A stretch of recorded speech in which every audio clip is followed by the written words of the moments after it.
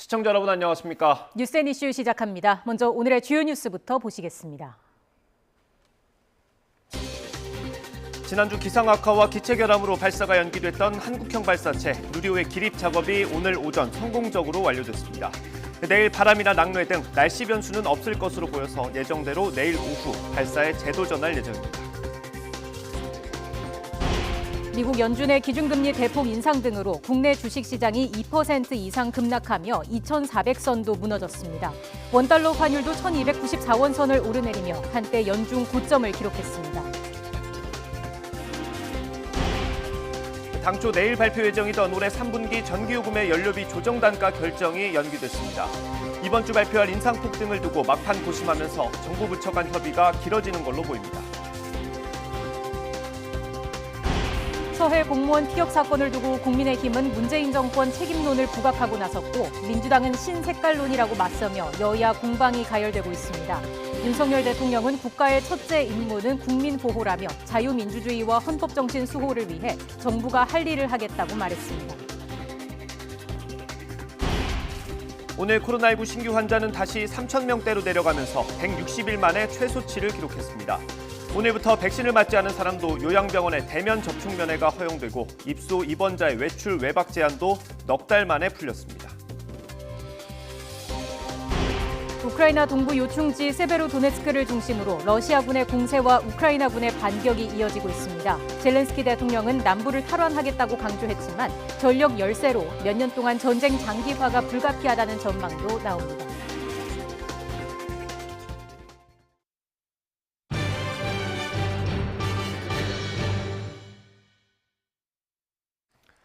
네, 저희 취재기자 전해드린 대로 내일로 예정된 누리호 발사에 날씨 변수는 없을 걸로 보입니다. 기상청은 오늘 오전에 발표한 장마 전망에서 장마 전선이 내일까지 제주도 부근에 머물 것으로 보여 나로 우주센터에는 비가 내리지 않을 거라고 밝혔습니다. 이에 따라 주변 지역에 낙뢰 가능성도 없고 바람도 초속 1에서 3m 정도로 약하게 불어서 누리호 발사에 영향을 줄 가능성은 희박해졌습니다. 만일 기술적인 문제가 발생해서 발사가 지연되더라도 예비일인 22일과 23일까지는 우주센터에 비바람이 강하게 불 확률은 낮다고 기상청은 덧붙였습니다. 네, 물가가 오르면서 마트에서 상품 하나하나 담을 때마다 멈칫거리게 되는 요즘입니다. 손님들 눈치 봐야 하는 마트들은 대대적인 할인 행사를 열고 있습니다. 현장에 취재기자 나가 있습니다. 윤혜리 기자. 네, 서울 양재동 하나로마트에 나와 있습니다. 네, 수박 할인 행사를 하는 모양이죠? 네, 그렇습니다. 더운 여름하면 시원한 수박 생각나시죠? 과일값도 오른 요즘 같은데 반가운 제철 과일 할인 행사 소식에 이곳에는 손님들 발걸음이 끊이질 않고 있습니다. 이곳에는 9kg짜리 대형 수박을 16,900원에 판매하고 있습니다. 정상가는 21,000원 정도니까 시중가보다 27% 정도 저렴합니다. 중간 유통 단계를 최소화하고 농가에서 바로 직송받기 때문에 이렇게 시중가보다 저렴한 가격에 수박을 공급할 수 있다고 합니다. 농협은 마늘과 감자, 양파 등 최근 물가가 급등한 100대 품목을 선정했습니다. 매주 품목을 달리해 먹거리 상품 위주로 오는 9월 추석까지 최대 30% 할인 행사를 진행합니다. 러시아의 우크라이나 침공으로 사료값이 오르면서 국내산 돼지고기는 시중보다 23% 저렴하게 구매할 수 있습니다. 수박과 참외 등 제철 과일과 수급이 불안정한 농산물은 최대 70%까지 할인된 가격으로 판매하고 있습니다. 네, 마트에 나와 있으니까 물가가 얼마나 올랐는지 좀 체감이 됩니까? 네, 제가 직접 체감한 것도 있고 이 소비자들도 한마디로 입을 모았는데요. 뭐 하나 콕 집을 수 없을 정도로 주요 품목들이 다 올라서 장보기가 두렵다는 겁니다. 직접 들어보시겠습니다. 보통 일주일에 5인 가족인데 20만 원 정도면 어느 정도 먹을 수 있었는데 요즘에는 30만 원 해도 또 장을 봐야 될 정도로 물가가 많이 오른 것 같아요. 우리가 생활하면서 사실 건강하게 먹고 사는 게 제일 큰 기쁨이고 실제 필요한 건데 그렇게 못하다 보니까 마음이 막 좀 초조하고 그래요. 소비자들이 실제로 체감하는 것처럼 수입 쇠고기와 돼지고기, 깐마늘 등이 주요 농축 수산물 품목 등이 20% 넘게 올랐습니다. 고물가가 서민 경제에 큰 부담을 주자 정부는 여름철 가격 변동이 클 걸로 예상되는 농축수산물 물가 안정 대책을 발표했습니다. 우선 감자와 양파 가격을 잡기 위해 정부가 비축해둔 물량 각각 60톤, 20톤씩 매일 시장에 풀기로 했습니다. 또 다음 달 1일부터 최대 25% 관세가 붙었던 수입 돼지고기 관세를 아예 없애기로 했습니다. 홈플러스, 롯데마트, 이마트 등 대형 유통업계 3사는 이번 달 말부터 캐나다산 돼지고기 할인 행사도 엽니다. 물가 안정 태스크포스를 출범한 롯데마트는 특히 수산물에 주력하고 있습니다. 오는 22일까지 참치회를 시세 절반에 가까운 가격으로 판매하는 할인 행사를 재진행합니다.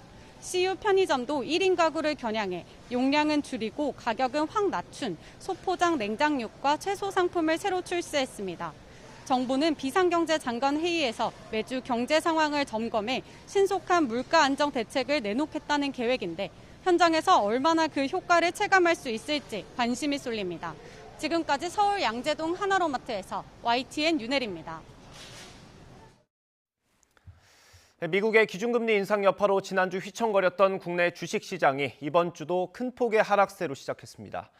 코스피가 2% 이상 떨어져 2,400선이 무너졌고 원달러 환율은 연 고점을 경신하며 1,300원 선을 위협하고 있습니다. 취재기자 연결합니다. 박병환 기자. 네, 경제부입니다. 네, 오늘 주식시장 하락세를 보이고 있다고요? 네, 그렇습니다. 코스피는 이 시각 현재 전 거래일보다 2% 이상 하락해 2,380에서 2,390선을 오르내리고 있습니다. 지난 금요일 장중에 기록한 연저점 2,396.47보다 더 내려온 것입니다. 외국인이 5천억 원 이상 순매도하면서 지수 하락을 이끌고 있습니다. 삼성전자는 2% 이상 하락하며 5만 8천 원 선에서 거래돼 52주 신저가를 또다시 경신했습니다. 코스닥 지수는 전 거래일보다 2% 이상 하락한 770선을 보이고 있습니다. 외환시장에서 원달러 환율은 전 거래일보다 5원에서 6원 오른 1293원에서 1294원 선을 오르내리고 있습니다. 지난주 미국 연준의 기준금리 0.75%포인트 인상 이후 우리 증시와 외환시장은 약세를 이어가고 있습니다. 여기에 우크라이나 사태에 따른 원자재 가격 상승과 곡물가 상승, 국내 소비자 물가 급등 등 악재가 잇따라서 당분간 국내 증시는 오름세로 돌아서기가 쉽지 않을 것으로 보입니다. 지금까지 경제부에서 전해드렸습니다. 당초 내일 발표될 예정이던 올해 3분기 전기요금의 연료비 조정 단가 결정이 정부 부처 간 협의가 길어지면서 연기됐습니다. 한전의 적자도 문제지만 전기요금을 인상하면 물가에 주는 부담이 크기 때문에 정부의 고심이 길어지는 걸로 보입니다. 취재기자 연결해서 자세히 알아보겠습니다. 김사훈 기자. 네, 경제부 김사훈입니다. 네, 전기요금이 그러면 안 오를 수도 있는 겁니까? 그렇지는 않고 전기요금 인상 방침은 굳힌 것으로 알려졌습니다. 다만 인상과 관련한 물가와 서민 경제 등에 대한 충격, 그리고 한전의 경영위기, 자구노력의 효용성 문제 등을 검토하고 부처 간의 협의가 더 필요해서 일단 연기했다고 정부 관계자가 밝혔습니다. 한전은 산업통상자원부로부터 연료비 조정 단가 결정에 잠정적인 연기 방침을 통보받았다고 밝혔습니다. 정부 관계자는 어떤 식으로 결론을 내릴지 가급적 이번 주는 넘기지 않으려고 한다고 말했습니다. 한전은 지난 16일에 전기요금의 일부인 연료비 조정 단가를 올해 3분기에 직전분기 대비 킬로와트 시당 최대치인 3원 인상은 물론 인상폭을 확대해서 플러스 알파가 필요하다는 내용의 공문을 산자부 등에 보냈습니다. 당초 산업부는 기획재정부와 협의해서 오늘 중 3분기 연료비 조정 단가 인상 여부와 폭을 결정해서 한전에 통보하고 한전은 내일 오전 발표할 예정이었습니다. 한전은 올해 1분기에만 이미 그 사상 최대인 약 7조 8천억 원의 적자를 냈고 연간 적자 규모가 30조 원대로 불어날 수 있다는 전망까지 나오는 상황인데요. 전기요금의 주무부처인 산자부는 코스피에 상장된 한전의 천문학적인 적자 축소를 위해 인상을 더 이상 늦춰서는 안 된다 이런 입장이지만 공공요금의 최종 결정권을 지닌 기재부는 치솟는 물가의 악영향을 우려해서 인상폭의 최소화 등 신중한 입장인 것으로 전해졌습니다. 지금까지 경제부에서 YTN 김사호입니다. 윤석열 대통령이 국민 숨이 넘어가는 상황이라면서 초당적 대응을 요청했는데 국회는 3주째 공백이 이어지고 있습니다. 국민의힘은 원구성 협상을 마무리하기 위한 마라톤 회담을 제안했습니다. 더불어민주당은 여당이 양보안을 먼저 가져와야 한다며 줄다리기를 이어가고 있습니다. 국회 취재기자 연결하겠습니다. 조성호 기자. 네, 국회입니다. 네, 여야 원구성 협상 어떻게 진행되고 있습니까?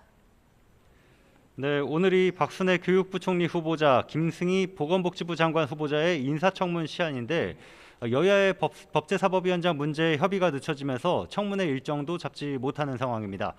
국민의힘 권성동 원내대표는 여의도 여당인 민주당이 법사위원장을 국민의힘이 맡기로 한 합의를 파기하고 국회의장단을 단독 선출하면 민심 이탈을 걷잡을 수 없을 거라고 경고하면서 동시에 마라톤 협상을 제안했습니다. 들어보시죠.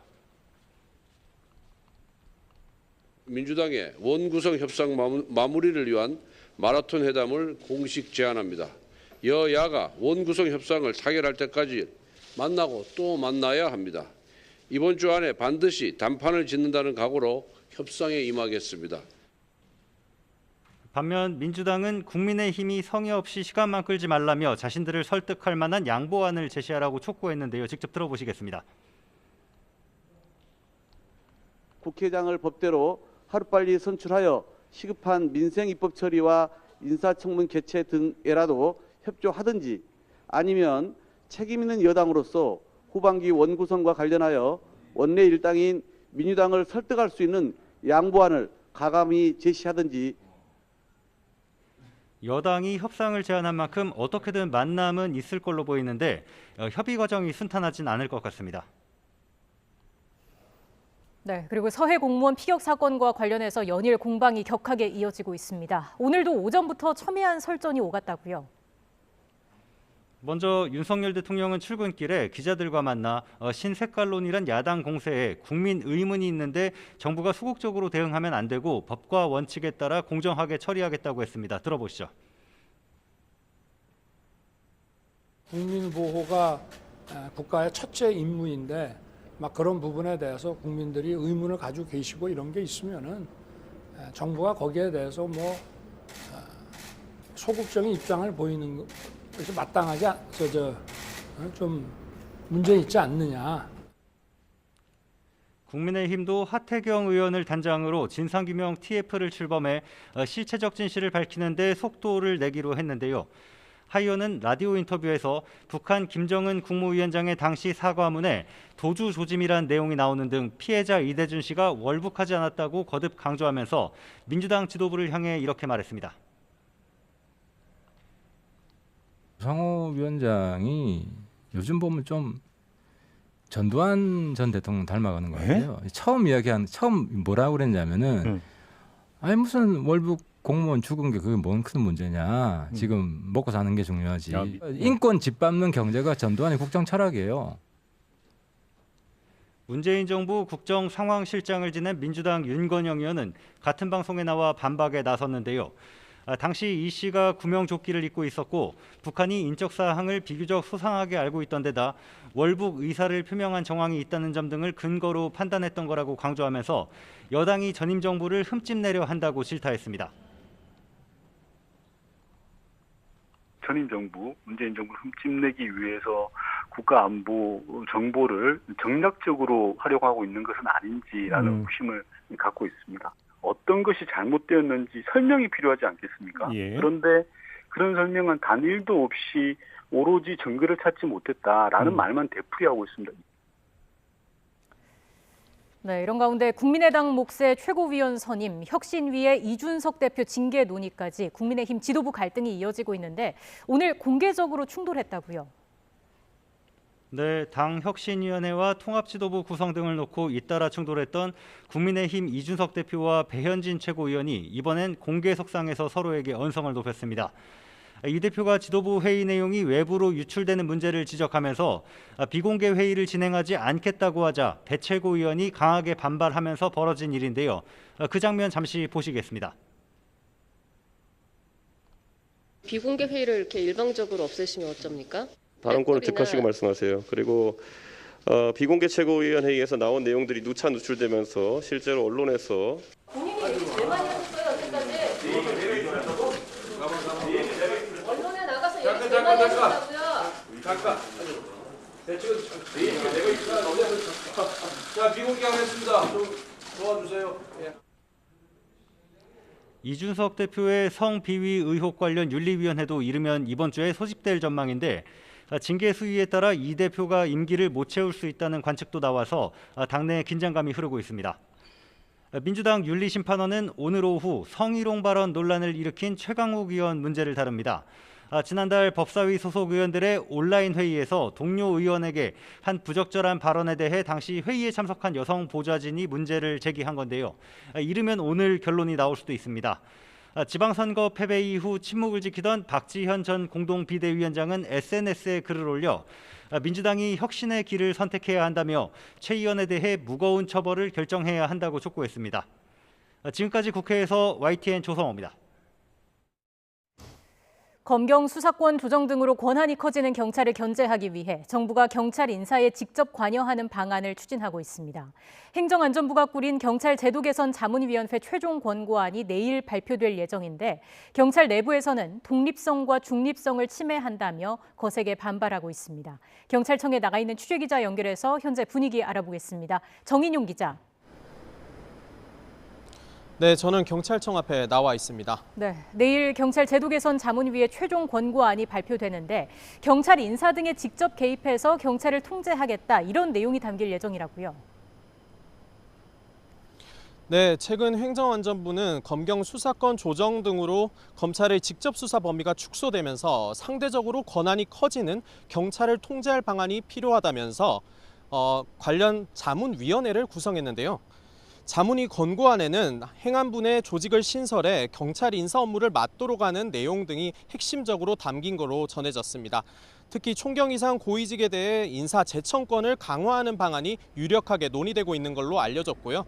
외청인 경찰에 대한 징계나 감찰 등 행안부 지휘 권한을 강화하는 방안에 대해서도 논의가 오간 걸로 전해졌습니다. 이렇게 되면 경찰 수사 등 활동 전반에서 정부의 눈치를 볼 수밖에 없게 된다고 경찰은 반발하고 있습니다. 행안부는 여소야대의 국회 상황을 고려해 법률을 건드리지 않고 시행규칙 등을 개정해 경찰 통제를 추진하겠다는 구상인데요. 경찰의 반발이 워낙 크다 보니 실제 권고안에는 애초 예상보다는 통제 수위가 조금 낮은 내용이 담길 것이란 관측이 나오고 있습니다. 네, 경찰 내부에서는 어떤 대응 방안이 논의되고 있습니까?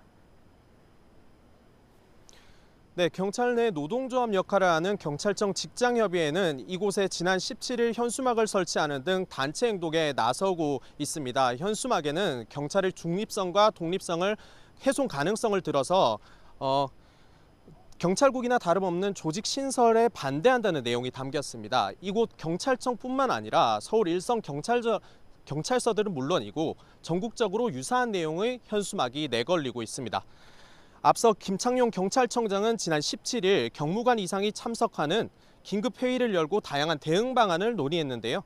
법적 대응이 필요하다는 의견도 개진된 걸로 알려졌습니다. 행안부의 지휘권 등을 강화한 자문위 권고안은 경찰의 중립, 독립성을 보장하도록 한 정부 조직법과 경찰법 취지에 어긋난다는 겁니다. 다만 시행규칙만 개정하게 된다면 경찰 쪽에서 마땅히 대응할 수단이 없다는 비관 섞인 목소리도 나오고 있습니다. 경찰은 일단 자문위가 내일 오후 권고안을 발표하면 내용에 따라 입장문을 내는 등 대응에 나설 방침입니다. 자문위 의견은 어디까지나 권고안이어서 추후 경찰과 논의 과정에서 수정될 수 있다는 게 행안부 입장이라 갈등이 봉합될지는 조금 더 지켜봐야 할 것 같습니다. 지금까지 경찰청에서 YTN 정인용입니다. 오늘부터 백신을 맞지 않은 사람도 요양병원을 찾아 대면 접촉 면회를 할 수 있습니다. 코로나19 신규 확진자는 일주일 만에 다시 3,000명대로 떨어졌는데 160일 만에 최저치입니다. 사회 2부 연결하겠습니다. 김현아 기자. 네, 김현아입니다. 네, 면회 제한이 완화됐다고 하는데 이제 요양병원 면회는 그럼 아무 때나 갈 수 있는 겁니까? 네, 백신 접종 관련한 조건이나 인원 제한은 없어지는 게 맞습니다. 하지만 사람이 한 번에 몰리지 않도록 미리 방문 시간을 예약해야 하고 방문 전엔 코로나19 검사도 받아야 합니다. 대면 접촉 면회지만 마스크 착용 계속해야 하고요. 먹거나 마시는 것도 금지됩니다. 집단 감염 우려가 큰 곳인 만큼 기본 방역 수칙은 반드시 지켜야 하겠습니다. 입소 입원자의 외출 외박 제한도 넉 달 만에 완화됐습니다.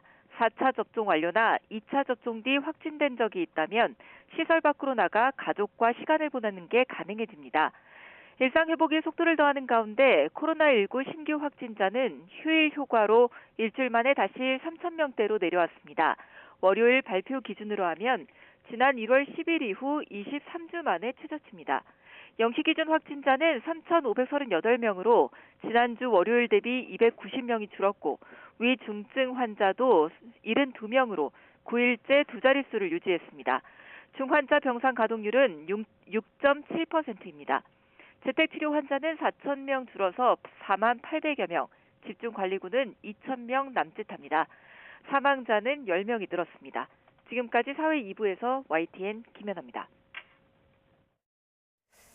네, 방금 들어온 소식 한 가지 전해드리겠습니다. 국민의힘 이준석 대표의 징계를 논의할 윤리위가 22일 오후 7시에 열린다는 소식입니다.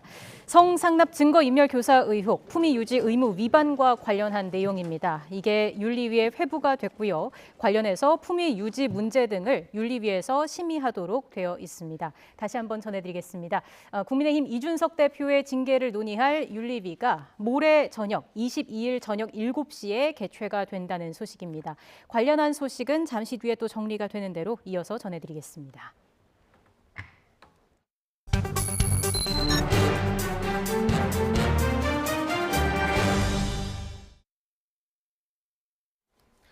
네, 이번 주 제주도를 시작으로 여름 장마가 시작됩니다. 오랜 가뭄을 해결해줄 단비로도 보이지만 집중호우로 산사태와 침수 우려도 큰 만큼 철저한 대비가 필요합니다. 전문가와 함께 알아보겠습니다. 이수곤 전 서울시립대 토목공학과 교수 나오셨습니다. 어서 오십시오. 안녕하세요. 네. 교수님, 일단 저희가 장마 일정을 정리해놓은 그래픽이 있어서 이거 보고 살짝 설명을 드리고 얘기 나눠보겠습니다. 그래픽을 좀 띄워주시죠. 네, 오늘이죠. 제주도를 시작으로 장마가 시작이 되고요. 조금 북상해서 화요일과 수요일엔 남해안에도 영향을 미칠 것 같고요. 다시 목요일에 제주도로 갔다가 금요일과 토요일엔 충청권까지 영향을 준다는 전망이 나와 있습니다. 교수님, 저희가 이맘때쯤 해서 이제 이런 방송들을 많이 하고 있어요. 침수 피해나 이런 산사태 피해를 조심해야 된다, 대비를 어떻게 해야 된다, 이런 소식들을 많이 전해드리는데 특히 산사태는 주의해야 되는 이유가 있을까요? 네, 침수 피해 같은 것들은 사람이 보면서 피할 수가 있는데요. 이 산사태는 아주 급속하게 일어나기 때문에 사람이 피할 수가 없습니다. 그래서 규모에 비해서 인명 피해가 많이 발생합니다. 피할 수가 없거든요. 예. 그렇기 때문에 산사태 더 주의를 해야 한다 말씀해 주셨는데 이게 비가 많이 올 때도 산사태가 일어나지만 그렇지 않은 경우도 있지 않습니까? 주로 비가 올 때가 연결이 되죠. 예. 근데 많은 사람들이 산사태는 사실은 비가 올 때 산에 나는 거는 당연한 거거든요. 그러니까 산에 산사태 나는 거는 자연현상이에요. 근데 인명피해가 나는 건 왜 그런가 하면 그 자연현상보다는 그 산에서 사람이 건드린 데서 거의 산사태가 나면 사람이 사망하거든요. 네. 그러니까 일반적으로 산사태는 나는 건 당연하지만 인명피해가 많이 발생하는 거는 산 위에서 사람이 건드리면서 그 지질이나 지형 특성에 맞게끔 토목공사를 제대로 안 했기 때문에 발생하는 거지, 그걸 제대로만 하면 또 괜찮습니다, 사실은. 예, 사람들이 건드린다는 건 도로공사도 포함이 될 거고요. 집을 짓는다던가 이런 것도 다 포함이 되는 거예요. 네, 도로, 주택, 그리고 또 태양광도에서 있었고요. 그리고 모두백이 벌목도 많이 하거든요. 그런데 많이 영향을 주고 또 개인적으로는 또 산불이 많이 나가지고 되는 것도 산사태가 많이 날 수가 있고요. 그런 것 자연적인 거는요. 근데 인위적으로 사람이 건드린 데에서 70~80%가 인명피해는 거기서 발생합니다.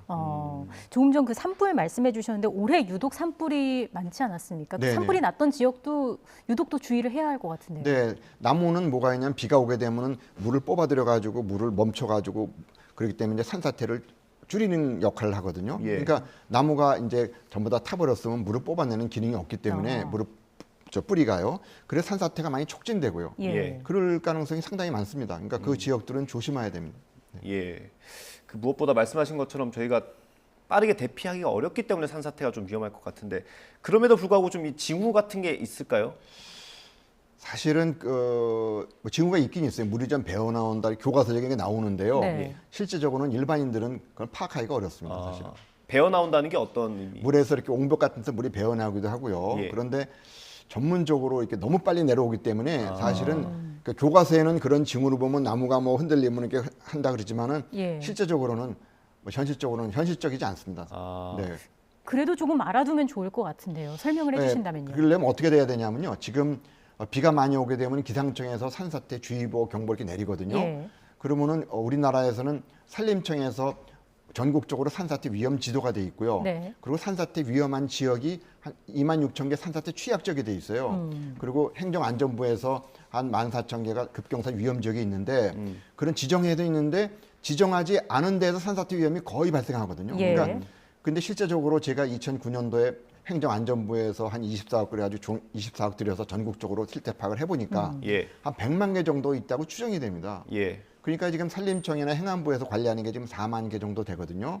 그러니까 한 96%는 실태 파악이 안 되기 때문에 예. 주민들은 어떻게 조심해야 되냐면 산사태 위험 지역이나 이런 데 지정돼 있대 안 타고 안전하면 안 되고요. 예. 그냥 그 산 위에서 무슨 공사가 돼 있고 뭐 해 있으면은 그 지역은 어디든지 피해가 난다고 생각하셔야 됩니다. 아, 그렇습니까? 네, 그러고 나서 비해가 많이 오게 되면 피하는 게 상책이고요. 네. 또 하나는 가장 중요한 방법이 예방이 중요한데요. 예. 한 2m의 철근 콘크리트 옹벽 보호벽을 만들어 놓으면은 산사태가 나더라도 치고 내 집을 매몰은 안 당해요. 예. 그게 우리나라 지질 특성이 산에는 흙이 1m밖에 없어서 그렇거든요. 아. 네, 그 방법이 가장 중요한데 정부에서는 지금 그런 얘기를 지금 해주질 않고 있어요. 예. 사실은. 그 산에 흙이 1m밖에 안 된다는 건 나머지 다 돌산이라는 말씀이시죠? 네, 산에는 돌인데 그 위에 흙이 1m가 이불처럼 덮여져 있어요. 아. 전국이 다 똑같습니다. 예. 우면산도 그랬고요. 그러니까 산사태 나면 흙이 1m가 스키처럼 타고 내려오는 거거든요. 예. 그러니까 넉넉 잡고 2m만 보호 옹벽을 만들어 놓으면은 네. 치고 이렇게 내려가 옆으로 갑니다. 그러니까 산사태를 막겠다는 것이 아니라 산사태로서 인명피해를 줄이겠다는 예. 그거가 가장 중요합니다, 사실은. 예. 산에 산사태 나는 걸 다 막을 수 없어요. 그거는 제가 보면 그거는 어불성설이거든요. 그러니까 산사태 나는 건 당연한데 예. 사람이 건드리면 거기가 촉진이 돼요, 더.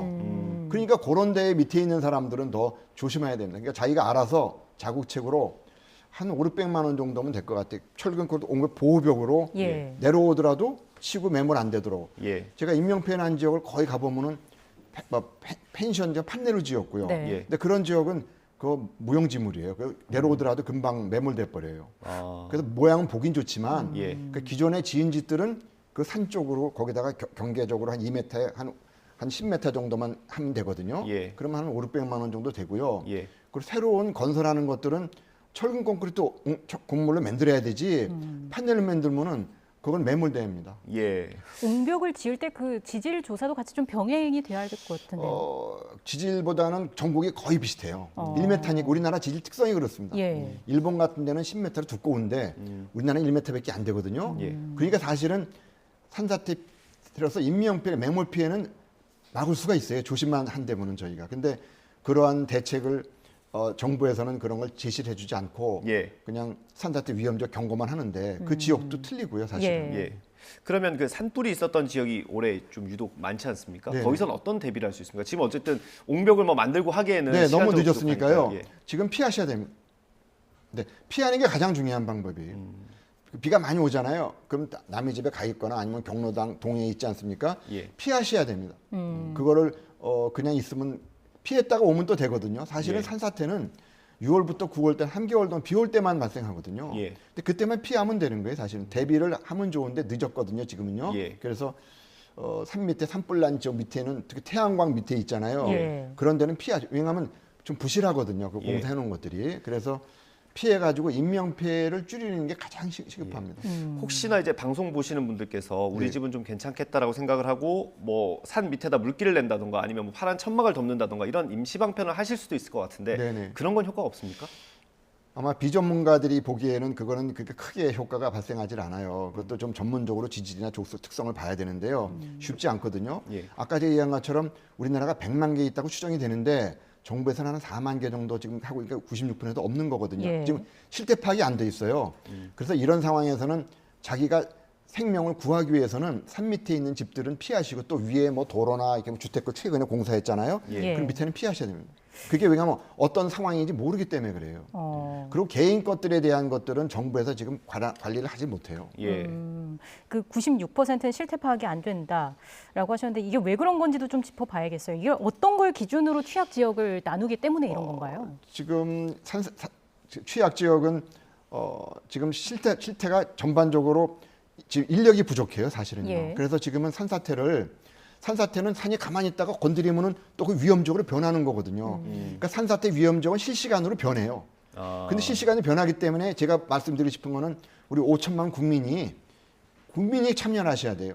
이거 정부에서 해주겠거니 하는데요. 예. 정부가 할 수가 없어요. 왜냐하면 실시간으로 수시간에 변하기 때문에 네. 이 재난은 사실은 5천만 국민이 함께 하면은 지킬 수가 있습니다.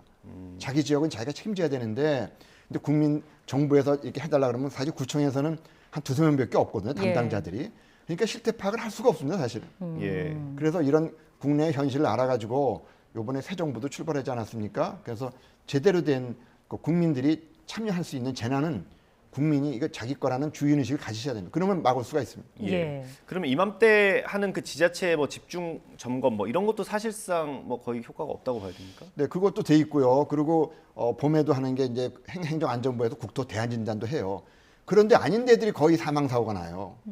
점검을 받지 않은 곳들이. 네, 그게 사실은 개인 것들은 사실은 거의 방치되고 있다고 생각하시는 게 맞는데 그거를 사실 정부도 얘기해 줘야 되거든요. 근데 국민들은 정부를 믿고 있죠. 왜냐하면 헌법에 뭐 생명과 재산을 하는 게 정부 책임이라고 그러지 않습니까? 근데 현실은 그렇지 않아요. 그래서 그거를 정부 탓만 할 것이 아니라 국민하고 정부하고 합동으로 해서 서로 간에 이걸 해결해 나갈 거지 정부만 할 수 있는 건 안 돼. 정부도 솔직히 얘기하셔야 됩니다. 국민들한테.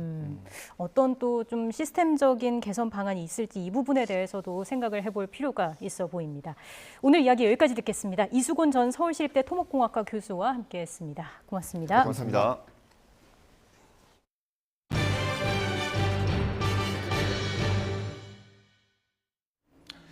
주식 리딩 업체라고 접근한 일당에게서 가상자산인 코인을 구매한 뒤 피해를 봤다는 제보가 이어지고 있습니다. 약속과 달리 코인을 일정 기간 되팔 수 없게 매도 제약에 걸려 있었던 거라서 피해자들은 애만 태우고 있습니다. 김철희 기자가 취재했습니다. 경남 사천시에 사는 A씨는 지난 2월 주식 리딩 업체 관계자를 통해 가상자산 코인 투자를 권유받았습니다. 관계자는 해외 거래소에 상장 예정돼 있어 수천 배까지 수익이 날 것 같다며 A씨를 꼬드겼습니다. 1000%, 2000% 수익이 날 수 있으니까 쟤만 보고 따라오라. 이런 식으로 이제 올 안에 뭐 사장님 하여튼 큰 돈 만지게 해주겠다. 그런데 코인을 지갑에 받고 나서야 당장 되팔 수 없다는 사실을 알게 됐습니다. 락업이라고 불리는 매도 유예 기간이 설정돼 있어 3개월에서 5개월 정도는 매도가 아예 불가능했던 겁니다. 상장될 때 버튼 누르고 팔고 나오는 식으로 저한테는 설명을 했어요. 락업이 있다고 제가 말씀을 드렸으면 사장님은 이거 안 했을 거 아닙니까? 이런 식으로. 경기 고양시에 사는 B씨 역시 비슷한 피해를 봤습니다. 곧 상장된다는 말만 믿고 카드 대출까지 받아 3천만 원을 투자했는데 풀린다는 매도 제한이 한 달에 10% 정도라 코인을 다 팔 수 있으려면 1년 넘게 기다려야 한다는 사실을 뒤늦게 알게 된 겁니다. 카드론 저도 장기 대출을 했는데 뭐 없으면 자동차 대출까지 모두 다 그러다가 하면 된다. 그렇게까지 할 만한 가치가 있다. 뭐 그런 식으로 거의 세뇌를 시켰죠. 현재 피해자 단체를 통해 접수된 피해 사례만 300건 정도. 미래가 불투명한 코인에 묶여있는 돈은 수십억 원에 달할 것으로 예상됩니다. 취재진은 코인을 권했다는 관계자들에게 직접 연락을 시도해봤지만 닿지 않았습니다. 지금 저희 고객 전화기의 전원이 꺼져 있습니다. 정작 리딩 업체는 본인들과는 무관한 협력사의 일탈인 것 같다고 해명했습니다. 이제 전망 같은 거는 하는데 아예 비상장 코인을 따로 뭐 매매하거나 판매하거나 아니면 그거에 대한 정보를 제공하거나 이러지는 않습니다. 전문가들은 투자를 결정하는데 매도 가능 시기는 매우 중요한 정보라면서 이를 알려주지 않는 것 자체를 사기로 볼 수 있다고 지적합니다. 1년 정도의 장기간 락업이 걸려 있다는 사실은 투자에 있어서 굉장히 중요한 부분인 것 같습니다. 그래서 그 부분을 속이고 팔았다면 그거는 사기가 될 수 있겠죠. YTN 취재가 시작된 뒤 일부 피해자들은 투자한 돈을 돌려받았습니다. 하지만 지금도 리딩 업체 이름으로 또 다른 비상장 코인 판매가 계속 이루어지고 있어 피해는 계속 불어날 것으로 보입니다. YTN 김철입니다. 이제는 본격적인 여름 더위가 기승을 부리겠습니다. 오늘 서울 한낮 기온은 30도로 습도가 높아 후텁지근하겠고요. 특히 경북 경산은 무려 35도까지 치솟는 등 경북 지역은 올해 첫 폭염 경보가 내려졌습니다. 더위에 지치지 않도록 건강관리 잘해주시기 바랍니다. 오늘도 내륙은 구름만 다소 지나는 가운데 오후에는 강원 남부와 충청 이남 지방에 요란한 소나기가 지나겠습니다. 또 제주도는 저녁부터 올해 첫 장맛비가 내리겠고 비의 양은 5에서 20mm가 예상됩니다. 장마 전선은 내일 아침 경남 남해안에도 영향을 줄 것으로 보입니다. 오늘은 내륙 곳곳에 폭염특보가 내려진 가운데 30도를 웃도는 더위가 나타나겠습니다.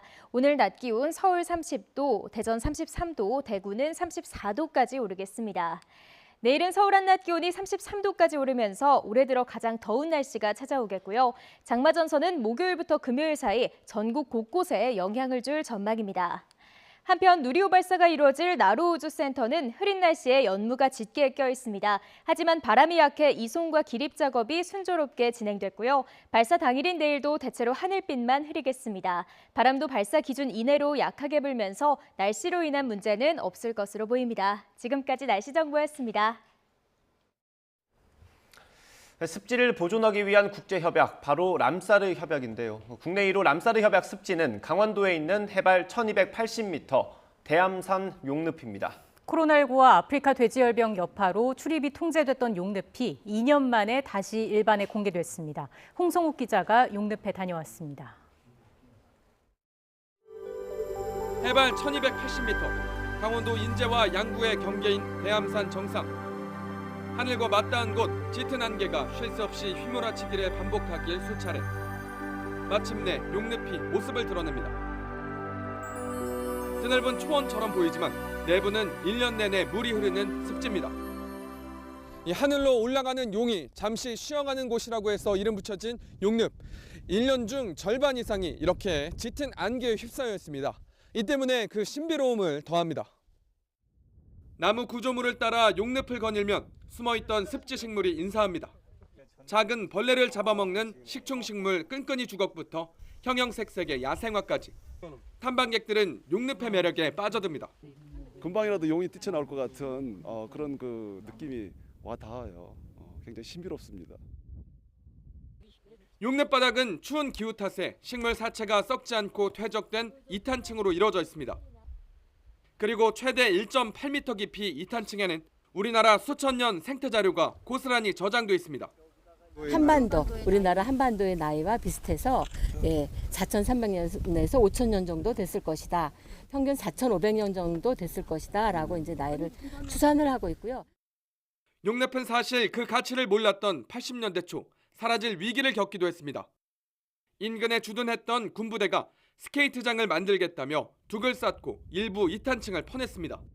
그 당시 그 군인들은 그 이탄층에 대한 그런 습성을 생태를 몰랐던 거죠. 그래서 물이 다 새가고 결국은 스케이트장도 못 만들고 습지만 파괴시켰던 거죠. 이후 군부대를 이전하고 생태 복원 사업을 벌인 끝에 다시 건강을 찾고 있는 용늪.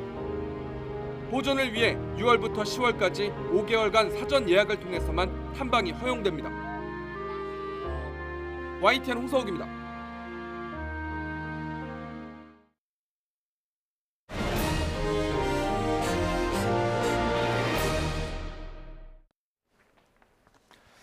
네, 국민 생명에 북한이 얽히면서 정치의 영역으로 넘어왔습니다.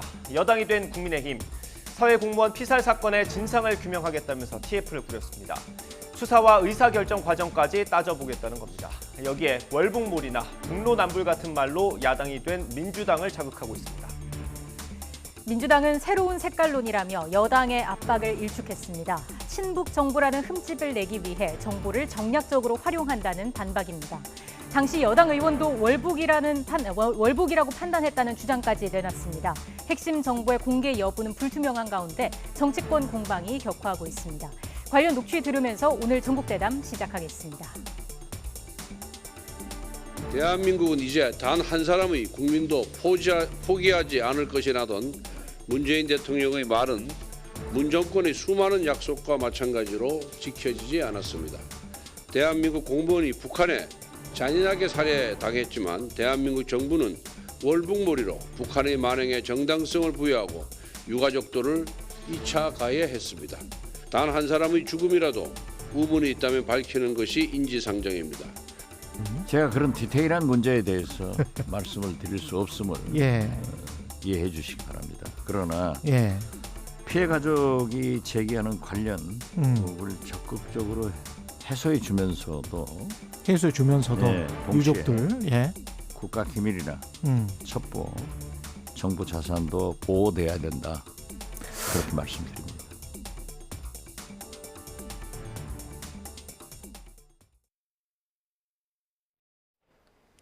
네, 본격적으로 오늘의 정치권 이슈 짚어보겠습니다. 김병민 경희대 개건교수, 서용주 더불어민주당 상근부 대변인 두 분과 함께합니다. 어서 오십시오.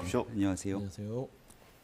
예, 교수님, 일단 이 자료를 어디까지 공개할지가 좀 쟁점이 될 수 있을 것 같아요. 어떻게 보십니까? 지금 과거에 있었던 당시의 군의 감청 정보 등을 바탕으로 월북 등에 대한 낙인이 사실상 전 정부가 찍어놨던 사건으로 규정짓지 않습니까? 그 사건의 진실을 좀 밝혀내기 위한 자료를 어디까지 공개할 것인가 뭐 이런 얘기가 국회 내에서는 또 쟁점이 되는 것 같습니다. 자료 공개 여부를 떠나서 그 누구도 여기에 대해서 문제를 삼지 못할 것은 사실상 유가족들이 정말 아버지, 남편의 죽음으로 피눈물을 흘리고 있는 와중이었고 여기에 그 소중한 골든타임, 생명을 살릴 수 있던 시간에 정부가 무엇했는가에 대한 진실을 밝히지 못한 상태 속에서 정부가 왜 구태여 월북이라고 확정적으로 낙인을 찍어야만 했을 것인가, 이 문제가 가장 크게 대두되고 있는 사건 아니겠습니까? 정권이 바뀌고 나서 여러 내용들을 종합적으로 면밀히 검토해 볼 때 월북이라고 단정 지을 수 있는 확실한 근거는 없는 상태이기 때문에 이 사건을 원점으로 돌려놨다라고 봐도 무방할 것 같고요. 정말 아버지의 죽음 앞에서 눈물을 흘리는 유가족들을 생각하게 된다면 이를 두고 있는 정치적 공방은 뒤로 좀 물리고 그 당시 왜 대한민국의 공무원인 대한민국 국민이 그 차가운 바닷가에서 북한의 총격으로 죽음을 당할 수밖에 없었는가에 대한 사건의 진실을 밝히는데 노력하는 것이 중요한 시점으로 보입니다. 네, 사건의 진실을 밝혀야 한다 말씀해 주셨고요. 이 사건을 두고 북로남불이다, 신색깔론이다 이렇게 좀 부딪히고 있는데 이준석 대표가 그 5.18이나 세월호 참사 관련해서 민주당이 진상규명을 강하게 주장하지 않았느냐. 이번 사건 역시 진상규명을 해야 한다 이렇게 주장을 하고 있습니다. 어떻게 들으셨습니까? 일단은 이제 참 고약해요. 이 사안이요. 그러자면 이준석 대표 부분은 제가 이제 그거에 대해서 이제 답변을 드리자면 5.18하고 세월호를 끄집어내는 건 옳지 않습니다. 이건 전혀 다른 문제고요. 특히나 세월호 문제를 정치적으로 끌어다가 뭔가 좀 이용해 먹으려고 하는 그런 태도들은 여야는 좀 조심해야 될 것 같다. 그런 말씀 먼저 드리고, 이 문제는 좀 제가 의아했던 게 이게 재작년에 이미 여야가 국민의힘이 서해 공무원 피살 사건이 있으면서 국방위에서 긴급 현안질의를 통해서 이 부분을 어떻게 진실을 밝히느냐 해서 아주 많은 시간 동안 논의를 했어요. 당시에도 이제 군 특수정보가 SI를 공개하라고 했고요. 그래서 이제 그거를 논박이 있는 상황에서 그럼 열람하는 걸로 하자 해서 당시에 국민의힘 국방위 정보위 간사들께서 말하자면 군 이제 특수정보를 열람을 했죠. 그리고 이제 브리핑을 비공개로 해서 받았고요. 그게 아마 제 기억으로 2020년 9월 24일입니다.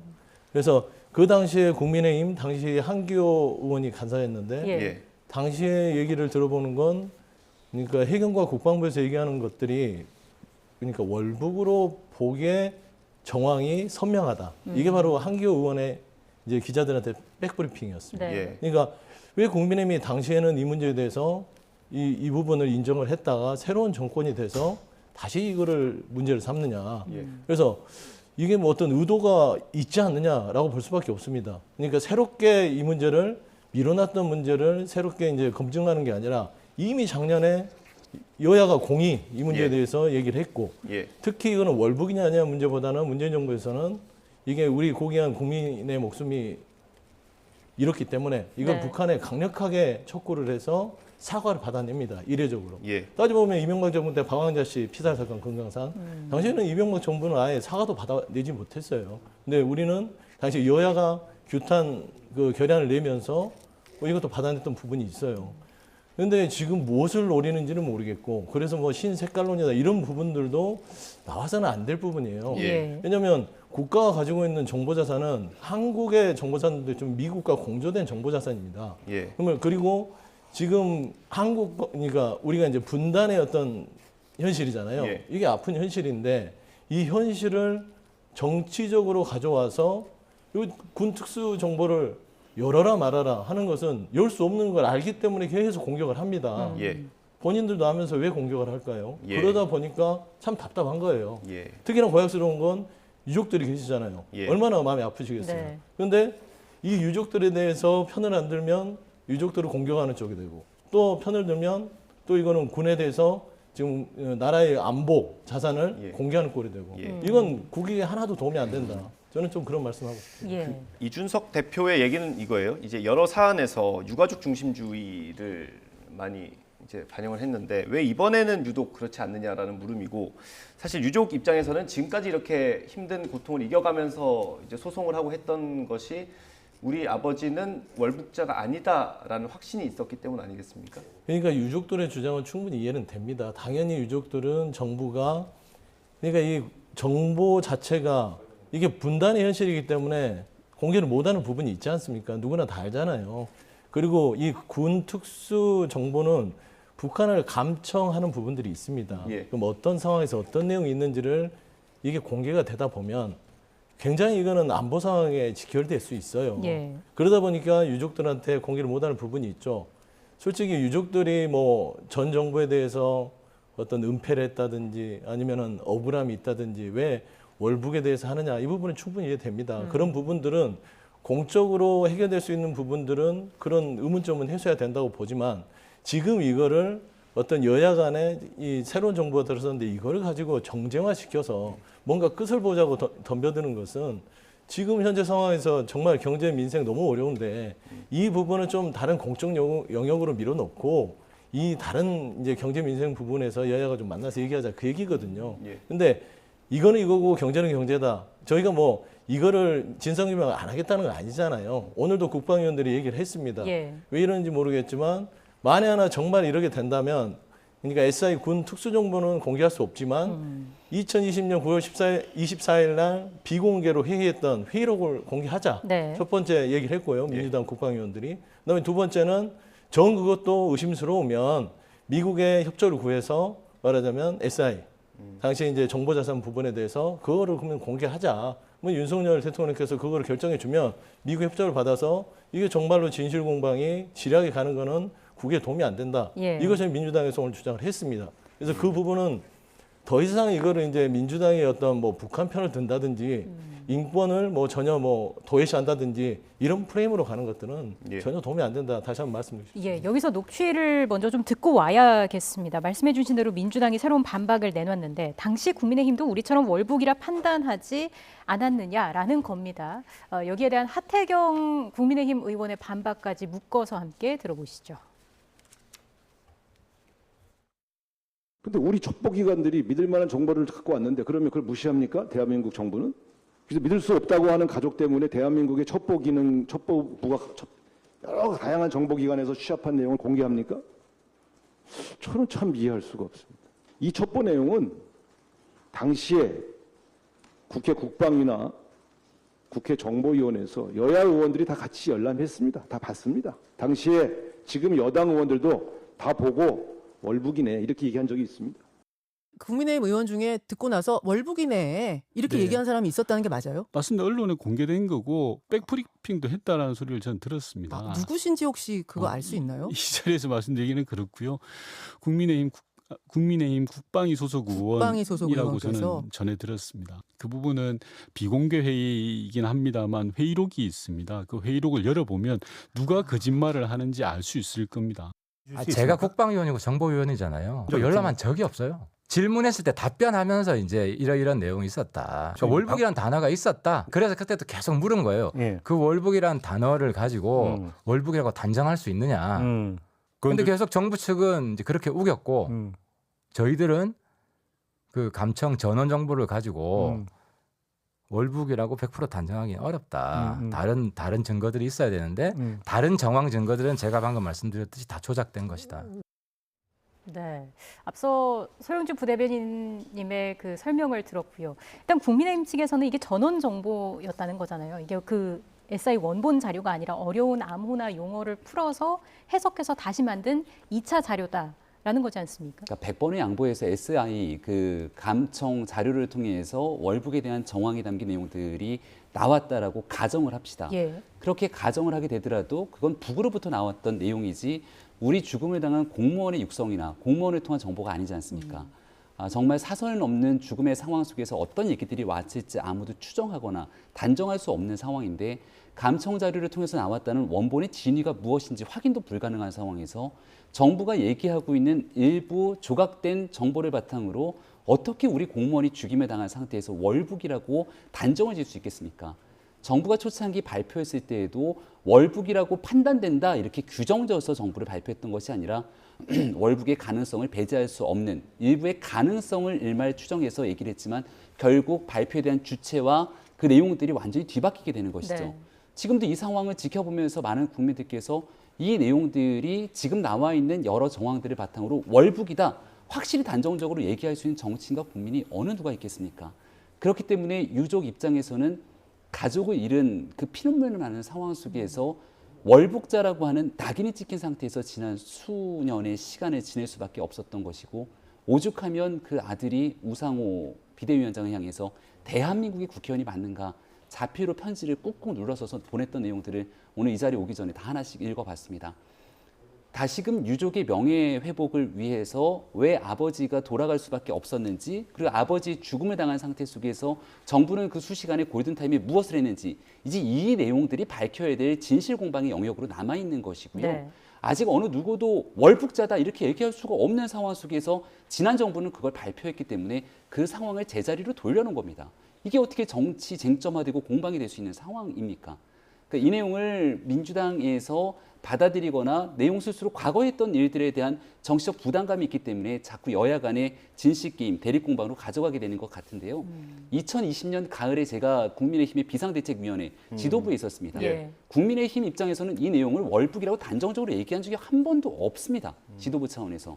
그 당시 국방위 정보위의 하태경 의원이 얘기하고 있는 것처럼 그 자리에 들어가서 질의응답을 가진 뒤에 정부가 나타냈던 내용들을 들었을 뿐이고 그럼 정보위에서 비공개로 하게 되는 내용이니까 정보위 국방위가 끝나게 되면 어떤 질의응답이 왔는지 정부는 어떤 메시지를 전달했는지 나가서 브리핑하게 되는 게 관례고 관행 아닙니까?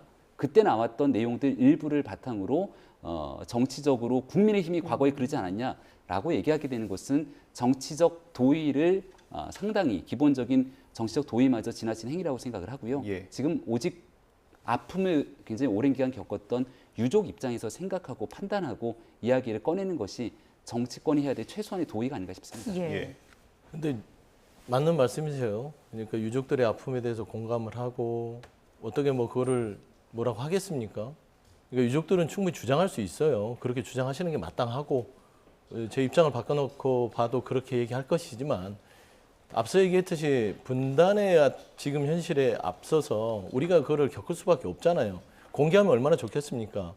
근데 군 특수 정보를 공개할 수 없는 상황에서 자꾸 월북이냐 아니냐 이런 부분에서 집중하지 마시고 말씀하신 대로 그 유족의 아픔이 치유될 수 있는 수준에서 정치권이 좀 고민을 해야죠. 근데 그렇게 하지 않잖아요. 특히나 제일 문제가 되는 것은 하태경 의원이 무슨 새빨간 거짓말을 하는데요.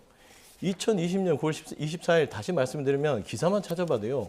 한기호 국방위 의원께서 간사였잖아요. 본인이 언론에 브리핑을 한 기사들이 많습니다.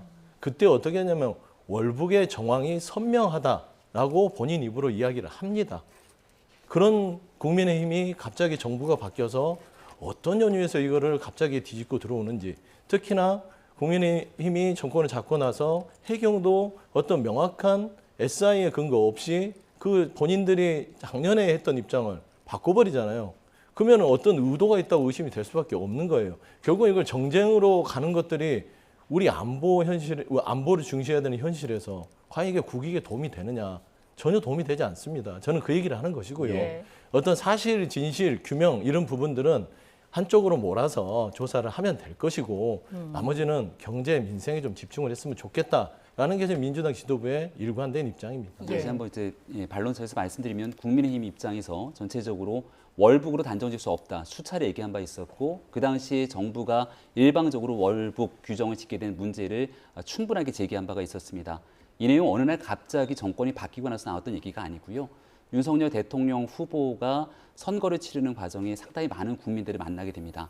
특히 그 국민들 가운데는 문재인 정부의 여러 정치 행위 속에서 아픈 기억을 갖고 있는 국민들의 원통함을 드러냈던 목소리들을 상당히 경청했고 어떤 국민도 정부로부터 국가폭력을 당할 수 없는 일 아니겠습니까? 억울하고 잘못된 일이 있으면 정권이 바뀌고 난 다음에 그 유족과 국민이 말하고 있는 내용에 귀 기울이고 잘못된 일들을 바로잡아 나가는 게 정부의 역할이라고 생각을 합니다.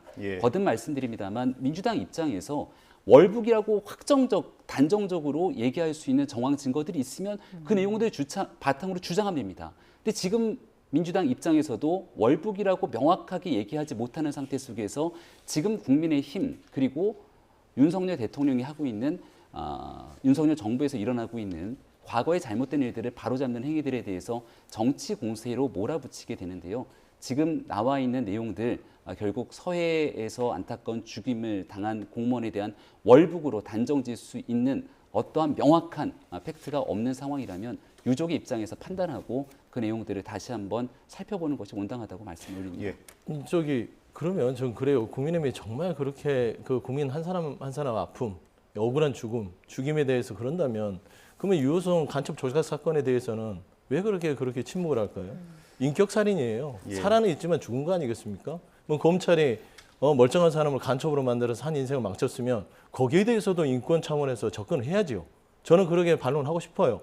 그런데 분명한 거는 국민들한테 말씀드린 건 2020년 9월 24일 날 국민의힘의 국방위 간사가 어떤 이야기를 했는지 찾아보시면 지금 국민의힘의 주장이 얼마나 입장이 상반되게 바뀌었는지를 알 수 있다. 저는 그런 말씀 좀 드리고 우리 싶습니다. 부대변인께서 5.18 세월호를 얘기했던 이준석 대표 얘기를 이런 내용들 끄집어다 같이 묶어서 얘기하지 말자고 하셨는데 이 내용 사건 하나에 대해서 언급하는 것이 아니라 또 다른 정치적 쟁점화된 내용들을 같이 묶어서 얘기하는 순간 유족에게 2차, 3차 가해를 가할 수 있습니다. 이 내용에 관련돼서 유족들의 아픈 목소리를 듣고 행동하고 하는 내용들에 대해서 그 내용들을 중심으로 좀 반론하고 이야기를 나눴으면 좋겠습니다. 아니 근데 저는 그래요. 저희가 고약하다고 얘기하는 게 유족에 대해서 편을 안 들면 2차 가해, 3차 가해 이 프레임을 깔고 들어가는 겁니다. 중요하게 유족에 대해서는 아픔은 공감을 하는데 조금만 어떤 공세가 들어가면 유족 편을 안 들면 2차 가해, 3차 가해다. 그렇게 하는 것들은 계속 정쟁의 악순환밖에 되지 않는다. 저는 좀 그렇게 얘기할 수밖에 없어요. 그 내용이 마지막 마무리 좀 지면 저희의 언급이 아니라 우리 부대변인님께서 한번 돌아가셔갖고 이 유족의 아들이 우상호 비상대책위원장에게 글을 꾹꾹 눌러가면서 썼던 그 편지 내용들을 한번 읽어보십시오. 그러면 그 내용들이 국민의힘이 정치적 쟁점화 프레임을 위해서 오직 유족의 말을 듣지 않으면 2차 가해, 3차 가해라고 주장하는 것인지 유족의 주장인지 알 수 있을 겁니다. 지금 이렇게 양쪽의 주장이 다르기 때문에 결국에는 그 기록을 봐야 결론이 나지 않겠느냐 이런 식으로 또 흐름이 이어가게 되는데 이게 모두에게 공개가 어렵다면 정말 그 정보를 필요로 하는 알고 싶어하는 유족에게만 공개하는 것은 어떻겠느냐 이런 이야기도 나오더라고요. 그러니까 이제 유족들한테 공개하는 부분들이 있으면 좋겠죠.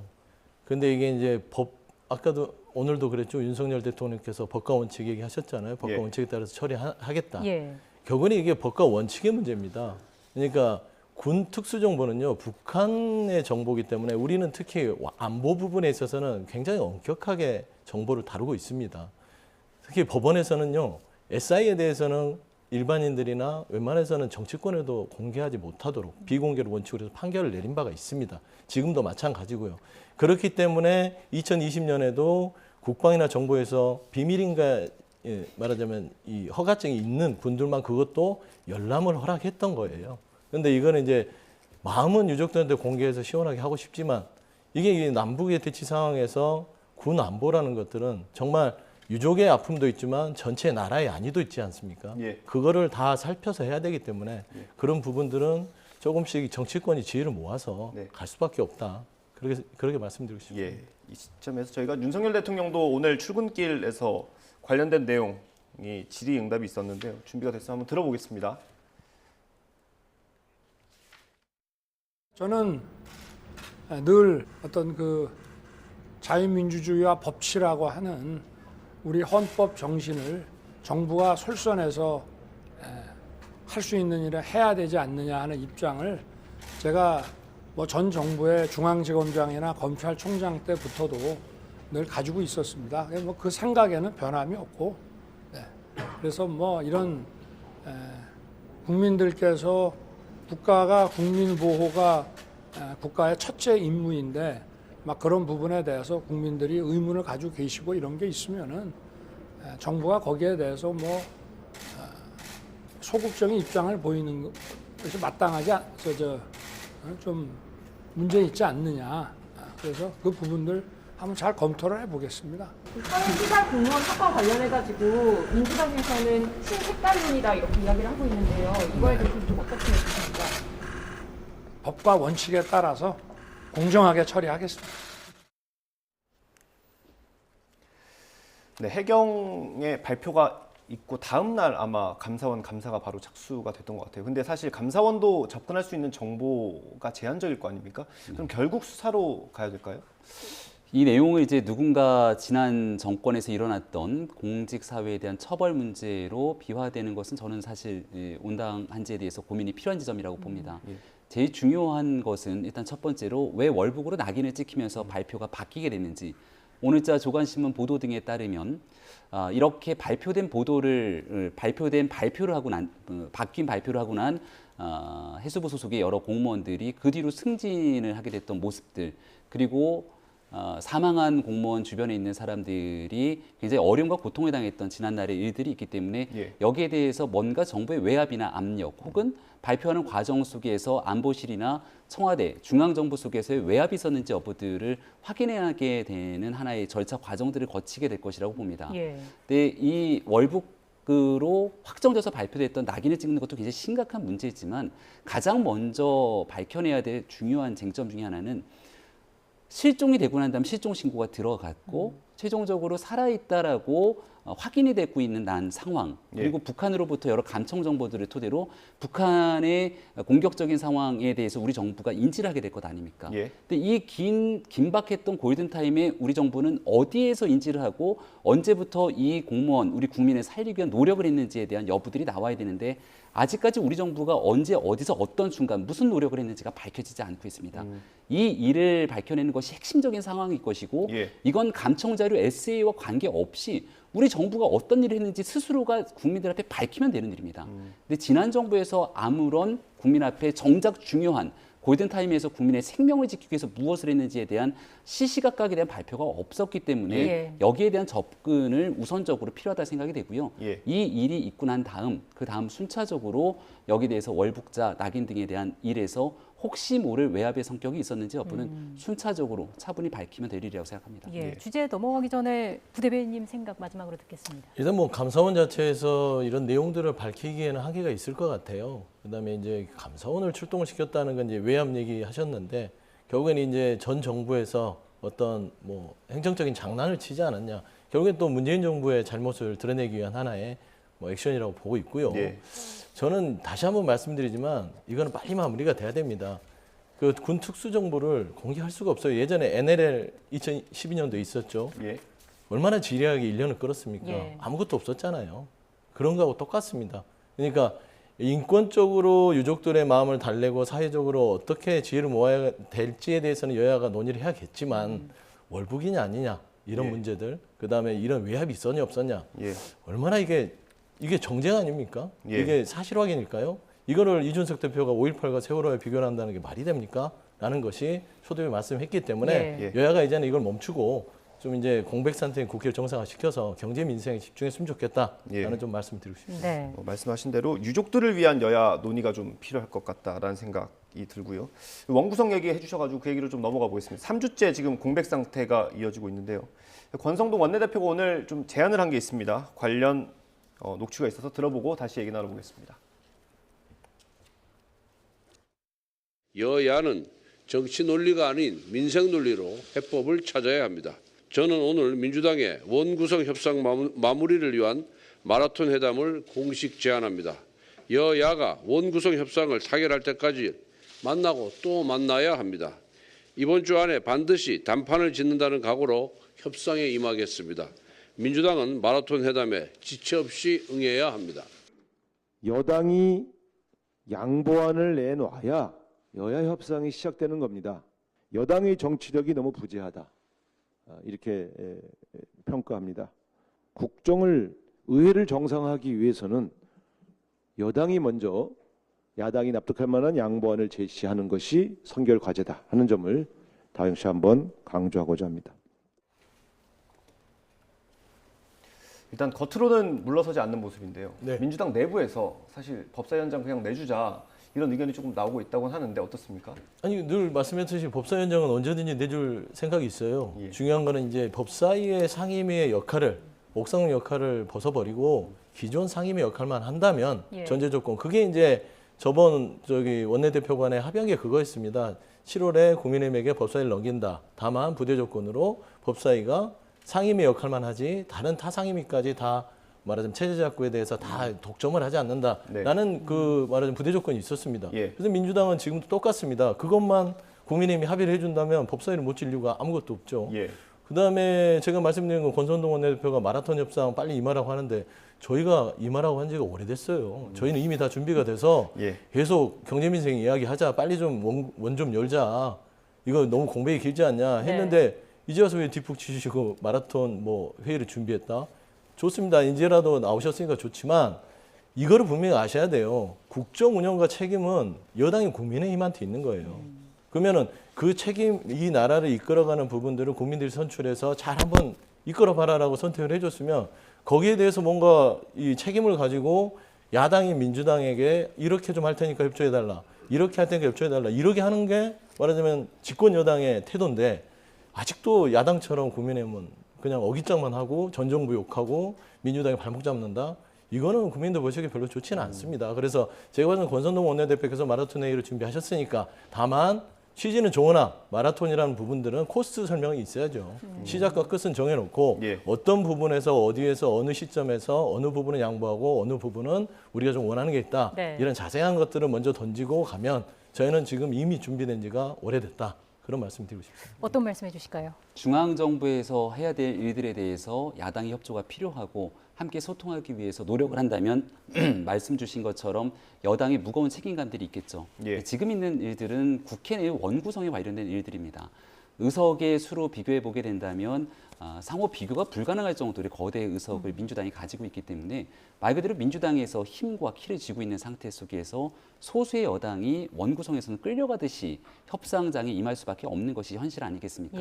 과거에 약속했던 일들을 박홍근 원내대표가 손바닥 뒤집듯이 뒤집고 있는 상황에서 협상이 잘 되지 않고 지지부진 국민들의 눈살을 찌푸리고 있는 상황이지만 이 내용들이 길어지게 되면 결국은 의석의 거대한 힘을 갖고 있는 민주당이나 또 집권당으로서 무한한 책임을 갖고 있는 국민의힘 모두 국민들께 제대로 된 역할들을 못한다라고 하는 책임감을 다 갖고 있을 거라고 생각합니다. 그렇기 때문에 권성동 원내대표도 마라톤 협상을 통해서 정해진 기간 내에 최대한 의견들을 수렴하고 조합해서 끝내자라고 얘기를 꺼낸 것으로 알고 있고요. 이제 시간이 더 지체되는 순간 정말 말씀드린 것처럼 여야를 넘어서 국회, 정치권, 여의도 전체에 대한 국민 불신으로 넘어갈 수 있는 터라 마지막 순간의 골든타임으로 알고 최종적으로 빠르게 원구성 마무리 짓고 이후에 진행돼야 될 많은 경제 정책에 대한 논의들 또 지금 현재 아직 진행을 하려고 멈춰서 있는 국무위원회에 대한 청문회 등에 대한 일정들도 속히 진행이 돼야 될 거로 생각합니다. 여소야대 정국. 뭐 어려울 줄 알았지만 이 정도일 줄은 몰랐습니다. 3주 넘게 지금 원구성이 안 되고 있죠. 앞으로 어떻게 될지 지켜보도록 하고요. 오늘 국민의힘 최고위 얘기를 좀 해보겠습니다. 언성이 높아졌던 모양이에요. 저희가 영상으로 준비했는데 한번 들어보고 다시 얘기 나눠보겠습니다. 비공개 회의를 이렇게 일방적으로 없애시면 어쩝니까? 발언권을 득하시고 말씀하세요. 그리고 비공개 최고위원회의에서 나온 내용들이 누차 누출되면서 실제로 언론에서 대표님께서 많이 유출을 하시지 발언권을 않았습니까? 득하고 말씀하세요. 스스로도. 특정인이 참석했을 때 유출이 많이 된다는 예언까지 나오고 있기 때문에 저는 더 이상 이 상황을 묵고할 수 없고 지금 최고위원 회의의 그 안에서 해야 될 건전한 회의의 기능과 저희의 그 권한에 대해서 대표님이 의장 직권으로 여태까지 지금 단속을 제대로 안 돼가지고 심지어 본인께서 언론과 나가서 얘기하신 거를 언론인들이 쓴 것을 누구의 핑계를 대면서 지금 본인이 제일 많이 하셨어요 여태까지. 언론에 나가서 얘기 제일 많이 하셨다고요. 잠깐. 지금 얘기가 내고 있지만 자 비공개 하겠습니다. 좀 도와주세요. 교수님 아무래도 이게 배경 설명이 좀 필요할 것 같습니다. 오늘 이제 월요일과 목요일에는 국민의힘의 그 최고위원회 회의가 공식적으로 진행이 됩니다. 보통 통상 9시에 최고위원회 회의를 하게 되면 미리 사전에 모여서 최고위원들 당대표가 티타임을 좀 하고 들어가서 모두 발언을 통해 전체 언론인이 보고 있는 가운데 생중계가 진행이 되고 어느 정도의 모두 발언과 공식 안건들이 정리가 되고 나면 비공개 회의에 들어가서 다 하지 못했던 얘기들을 나누게 되죠. 근데 비공개 회의에 있었던 얘기들이 거의 토시 하나 틀리지 않을 정도로 바깥에 세워나갔던 얘기들은 이건 민주당과 국민의힘을 비롯해서 역대 어느 지도부를 막론하고 있었던 일이라고 생각합니다. 예. 그만큼 기자분들이 취재력이 좋다. 왜냐하면 A라는 최고위원한테 얘기를 이만큼을 받아내서 그 내용을 바탕으로 B라는 사람에게 취재하고 또 있었던 당직자들 등에 대한 복수 취재가 들어가게 되면 그 자리가 비공개였더라도 있었던 얘기들이 소상히 나오게 되거든요. 근데 지금 이준석 대표 입장에서는 또 윤리위 징계 등에 대한 내용들 이런 본인에게 좀 불리한 상황들도 여과 없이 바깥으로 쏟아져 나오니까 거기에 대해서 조금 민감한 상태로 받아들였던 것 같고 지금 현재 이준석 대표가 얘기하고 있는 과정에서 누군가는 또 반대되는 입장을 얘기해 줘야 되는데 거의 그 역할을 최고위내에서는 배현진 의원이 거의 독점하고 있는 상황처럼 보이죠. 그래서 오늘 아마 사전에 제가 말했던 티타임 정도에서 자 오늘부터는 공식적인 회의석상에서 얘기하고 비공개는 하지 않기로 얘기를 다 정리하고 들어가서 발표하는 게 통상적인 관례인데 그런 과정들이 없이 진행을 하다 보니까 배현진 최고위원이 중간에서 나는 동의한 바가 없는데 무슨 말이냐 이렇게 설전이 오갔고요. 중간에 권성동 원내대표의 표정을 보면 굉장히 당혹스러워하는 표정이 비춰지지만 어떤 경위든지 간에 국민이 지켜보게 되는데 대표와 최고위원이 서로 갈등 양상을 여과 없이 노출해서 보여주는 건 국민에 대한 예의라고 볼 수가 없기 때문에 두 번 다시 이런 일들이 연출되지 않도록 모두가 다 함께 노력해야 되는 때라고 봅니다. 예, 그리고 이게 말씀해 주신 것처럼 지금 윤리위를 앞둔 상황이라서 더 상황이 좀 예사롭지 않게 느껴지기도 하는데 최근 이양희 윤리위원장이 입장문을 냈어요. 이 부분은 좀 이례적으로 보이는데요. 이양희 윤리위원장 입장에서는 윤리를 언제 열 건지도 공개를 하지 않았고 또 윤리위에서 어떤 징계 절차가 나올지 또 어떤 방식으로 이 내용을 다룰지에 대해서 전혀 바깥으로 공개된 바가 없는데 언론에 나온 보도들을 보게 되면 윤리위원회의 가이드라인을 제시하는 듯한 얘기들 그리고 윤리위원회의 활동들을 압박하는 얘기들이 또 기사화되는 것을 보면서 굉장히 당혹스러움을 감추기 어려웠겠구나 생각이 됩니다. 또 이준석 대표를 좋아하는 혹은 이준석 대표에 대해서 호의적이지 않은 진영이 같이 대결 양상이 굳어지는 것처럼 여론정이 형성되는 것도 이양희 위원장 입장에서는 굉장히 부담스러운 상황이었을 거거든요. 그래서 윤리위원회 날짜를 이제 오늘 발표가 된 것 같은데요. 언제 정리하게 될지. 여기에 대해서는 독립적인 기구로서 지위 여하를 막론하고 객관적인 사실을 근거로 활동을 하는 영역이니만큼 조금 차분히 윤리위가 어떻게 이 문제를 다루는지를 지켜보는 것이 당 전체적으로는 중요하지 않나 싶습니다. 죄송합니다. 이 국민의힘 얘기해서 하나만 더 여쭤보려고요. 그 윤리위 날짜나 이런 게 원래 이렇게 공개가 됩니까? 시간이랑 이런 게 지금 상세하게 20일 7시로 공개가 됐는데 이게 원래 이렇게 윤리위가 공개가 되나요? 여기에 대해서는 공개를 안 할 수가 없는 상황 아니겠습니까? 벌써 일부에서는 이 날짜로 공개가 됐다가 그 날짜가 아니라 또 날짜가 미뤄진다는 얘기를 이준석 대표가 언론 인터뷰를 통해서 얘기를 하게 되고 윤리위 차원에서는 우리가 날짜 정하지도 않았는데 어떻게 이런 얘기가 나오냐 서로 격화되는 과정이어서 이럴 때면 차라리 깔끔하게 몇 월 며칠 언제 윤리위를 개최한다고 정리하는 것이 빠르게 갈등을 좀 수습하는 국면이라고 생각을 하고요. 하지만 이게 특정 정치인 한 명을 두고서는 윤리위에 대한 내용들로 언론 보도가 계속 나가게 되는 순간 윤리위에 대한 기본적인 활동과 성격과 관계없이 국민의힘 전체에 받아들여지게 되는 정치적 타격이 될 수 있기 때문에 앞으로 이 문제에 대해서는 정말 이준석 대표뿐 아니라 모든 당내 구성원들이 조금 말을 아낄 필요가 있지 않나 생각합니다. 말을 아낄 필요가 있다. 알겠습니다. 민주당 얘기도 좀 해보면 오늘 윤리심판원이 열립니다. 최강욱 의원에 대한 징계 여부를 논의하게 되는데 박지현 전 위원장이 공개 목소리를 냈어요. 최 의원에게 무거운 처벌을 내려야 한다라고 했는데 박지원 전 위원장이 전당대회 출마 가능성에 대해서는 어떻게 보시는지요? 없진 않다고 봅니다. 박지원 전 위원장이 그 최강욱 의원에 대한 징계 부분은 위원장 시절에도 비슷한 메시지를 했고요. 지금 이제 그 윤리심판원을 앞두고 있는 상황에서 메시지를 낸 것들은 그런 부분에 있어서 본인 주장의 선명성을 다시 각인시키는 것과 더불어 지금 이제 곧 다가올 전당대회에 또 몸풀기가 아니냐라고 또 볼 수도 있는 것 같아요. 박지원 위원장도 여러 가지로 보면은 되게 정치를 하고 싶어 하셨고 본인이 또 뜻을 밝히신 바가 있어서 본인이 추구하는 바 뭐 정치적인 선택을 하는 것은 말릴 수는 없지 않겠습니까? 네, 다만 이제 현재 그 윤리위, 그러니까 이제 이준석 대표 국민의힘도 하지만 윤리라는 거는 정당 내에서 굉장히 독립적이고 중립적 기구입니다. 그래서 말하자면 일정 자체도 원래는 공개하지 않는 게 맞고요.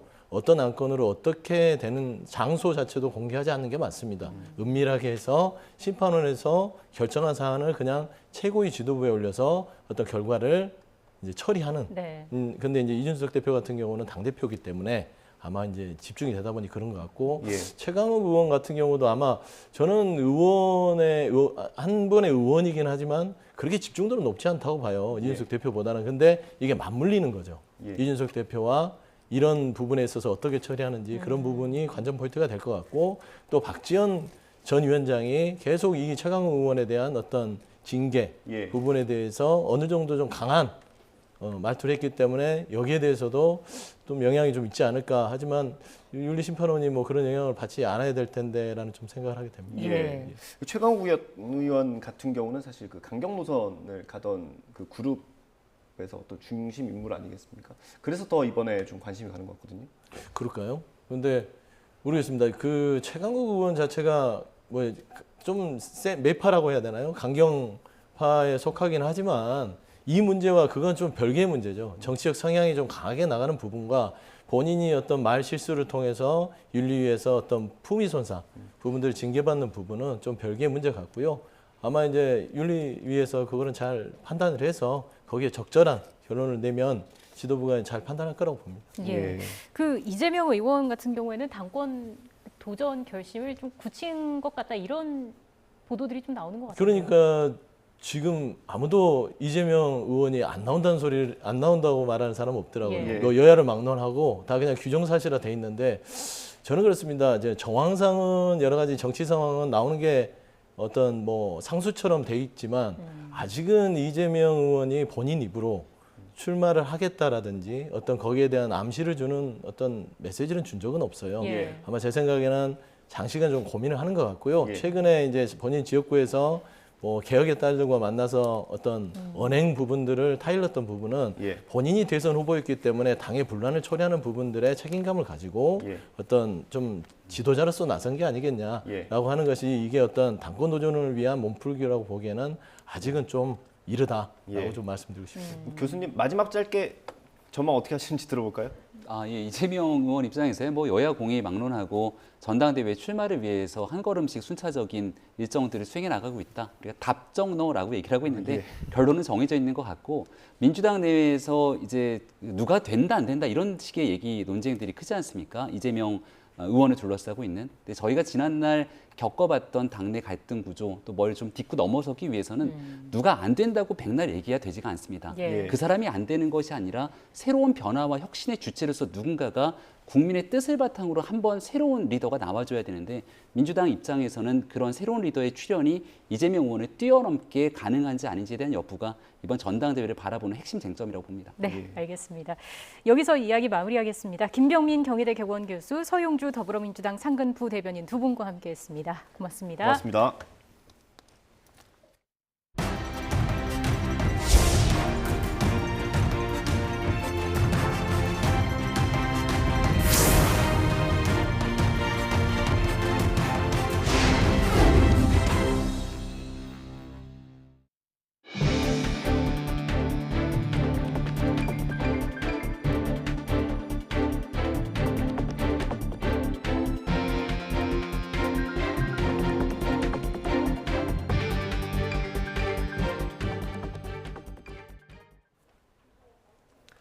네, 한국형 발사체 누리호가 이송과 기립을 완료하고 내일 발사를 위한 점검 작업에 돌입했습니다.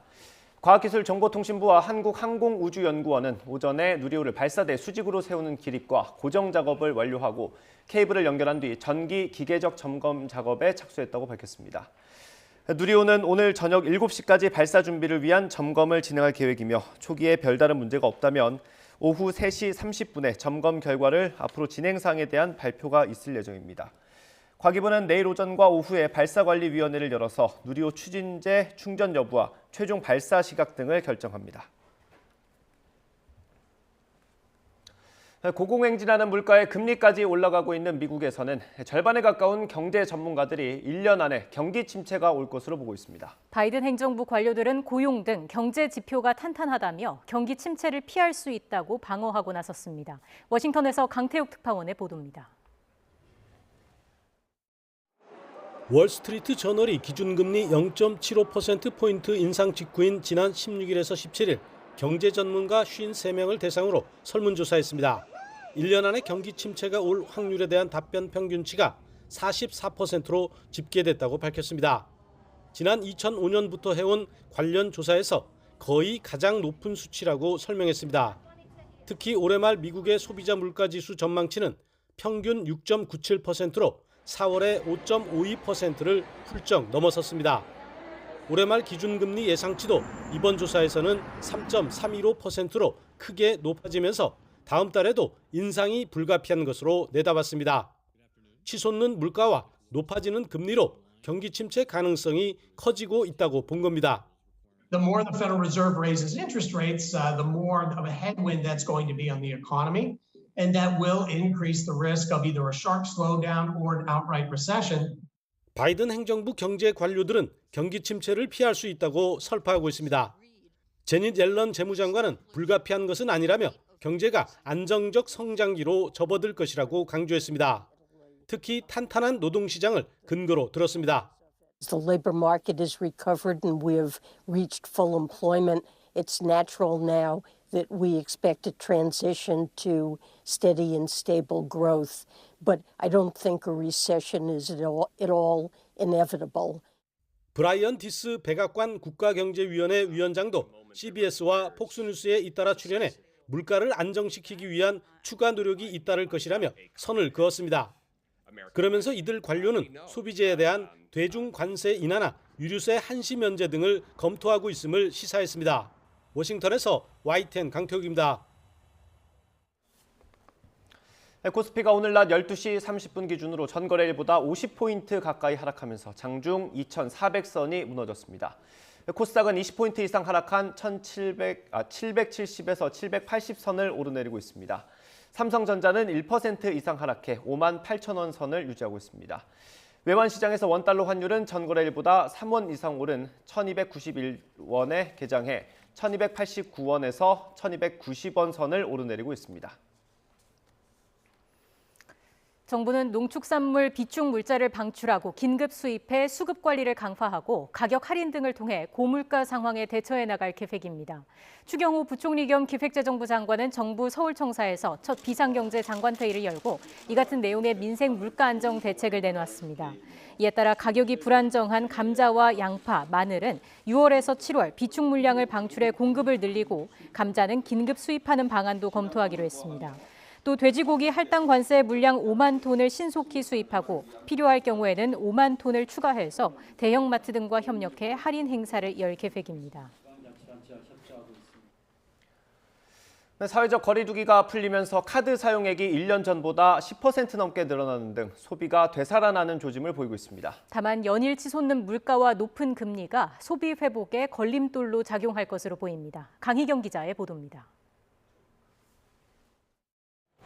평일 오후인데도 서울역이 기차 타려는 사람들로 가득합니다. 올해 초 연휴를 앞두고 한산하기만 했던 분위기와는 대조적입니다. 올해 초보다 철도 이용객이 150% 정도 증가되었습니다. 발 디딜 틈이 없을 정도로 서울역의 이용객들이 많이 증가되고 있습니다. 실제 지난 4월 전체 카드 승인액은 지난해 같은 달보다 11% 늘었고 이 가운데 철도와 항공 등 운수업 관련이 70% 급증했습니다. 여행사와 여행 보조 서비스업 등도 40% 넘게 늘었습니다. 사회적 거리 두기가 풀리면서 소비가 되살아날 조짐을 보이는 겁니다. 코로나19 이후 비대면 중심으로 전환되었던 생활 방식이 점차 정상화되면서 고령층을 제외한 경제 주체들의 소비 활력이 전반적으로 확대되었습니다. 소비 여력도 회복세입니다. 실질적인 주머니 사정을 보여주는 지표인 1인당 가계 총처분 가능 소득은 지난해 8.6% 늘었습니다. 문제는 고물가와 고금리입니다. 연일 치솟는 물가에 선뜻 지갑 열기가 쉽지 않은 데다 소비액이 늘어나더라도 실질적인 소비의 질은 떨어질 수 있습니다. 전반적인 물가 상승에 따라서 국민들의 구매력이 감소하고 실질 소득이 감소하면서 사실상 실질 소비는 오히려 감소하고 소비의 질 역시 떨어지고 있는 것으로 판단됩니다. 또 기준금리가 계속 올라 대출이자 부담이 늘어나면 소비 심리는 위축될 수밖에 없습니다. 하반기 소비가 우리나라 경제 성적을 좌우할 거란 전망도 나오고 있어서 소비가 본격적인 회복세에 접어들 수 있을지 주목됩니다. YTN 강희경입니다. 여권의 사퇴 압박을 받아온 한상혁 방송통신위원장이 성실히 임무를 수행하겠다며 사퇴 의사가 없다는 뜻을 밝혔습니다. 필요할 경우 직접 국무회의에 참석해야 한다고도 말했습니다. 직접 들어보시겠습니다. 거치 논란이 뭐 방송이 독립성 침해한다 이런 지적도 있는데.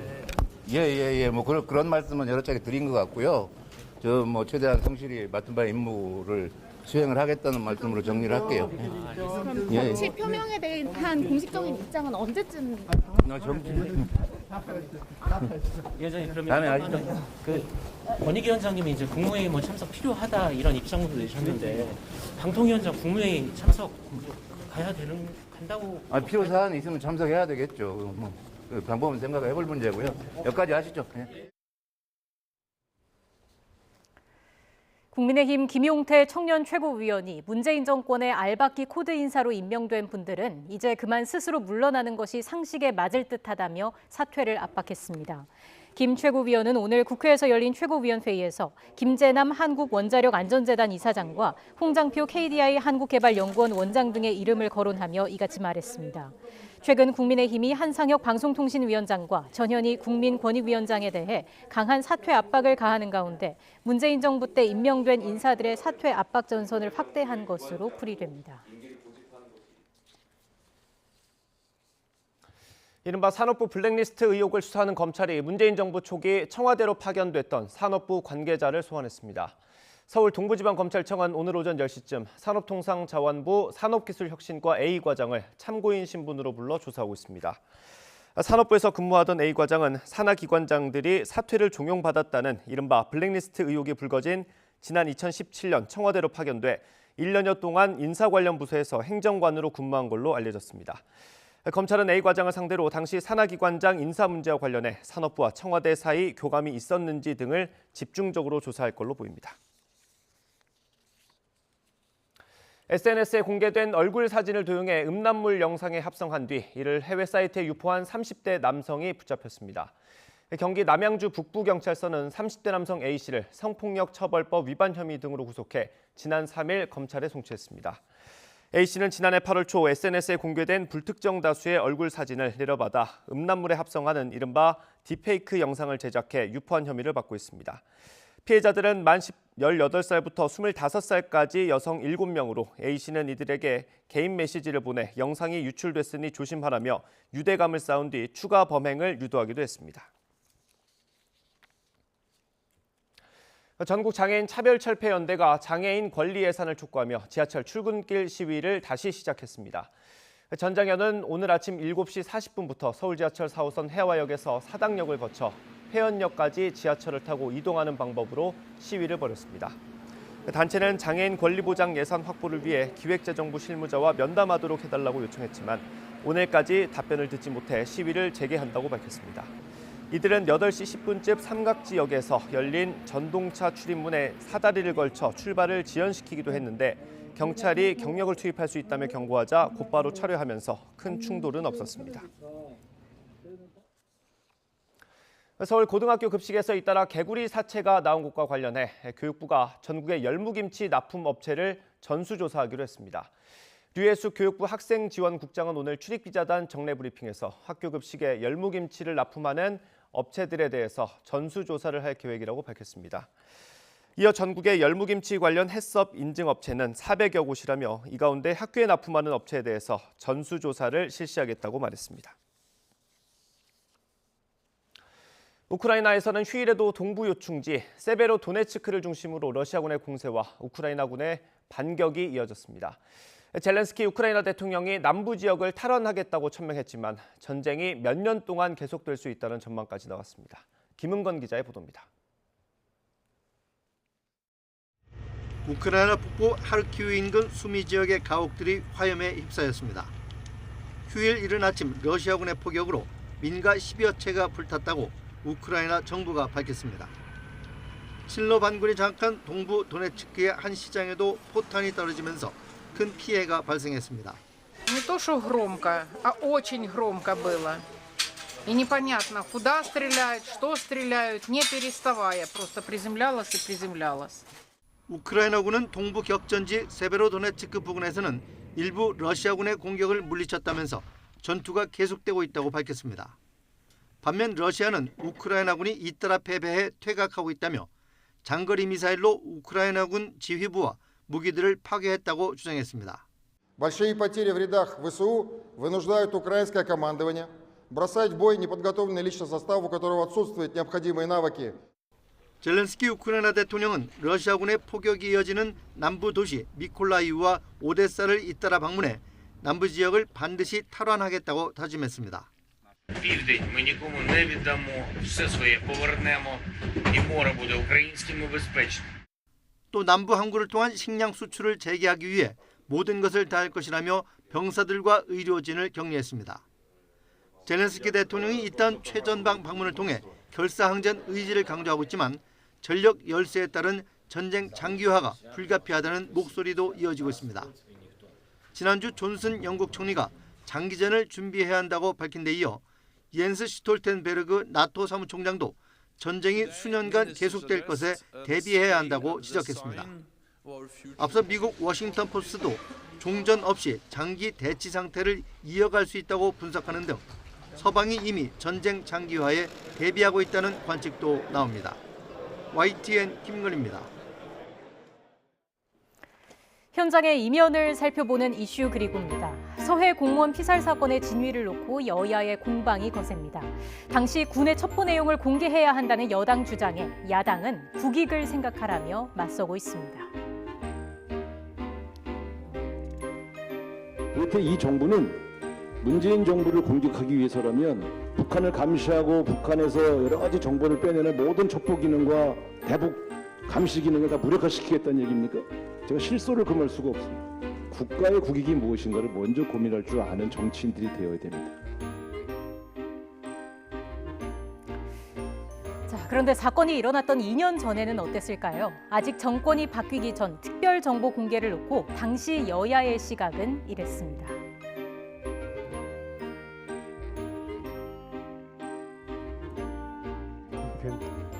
이제는 첩보 분석이 됐으면 이제 알릴 건 알려야 될 때입니다. 지금이. 이렇게 있다간 군이 신뢰가 뚝 떨어지게 돼 있어요. 최대한의 범위 내에서 SI를 노출하지 않는 범위 내에서는 다 해야 됩니다.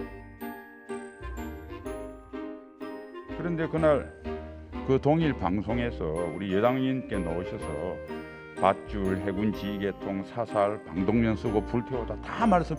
그날 솔직히 그 비공개 회의했던 말씀을 다 하셨습니다. 그리고 또 4일 후에 뉴스공장에서도 또 말씀하셨어요. 그래가 다 밝혀진 겁니다. 그리고 이런 부분에 대해서는 앞으로 여든 야든 정말 우리가 국익을 생각하면서 같이 대응을 해야 되겠다. 이것을 자꾸 정쟁의 수단으로 또 상대를 공격하는 수단으로 틀 때 이용하고 해서는 안 되겠다는 그 말씀을 분명히 드리고. 정치인이 국익을 강조하는 건 당연하지만 정쟁의 또 다른 수단이 되어서는 안 되겠죠. 지금까지 이슈 그리고였습니다.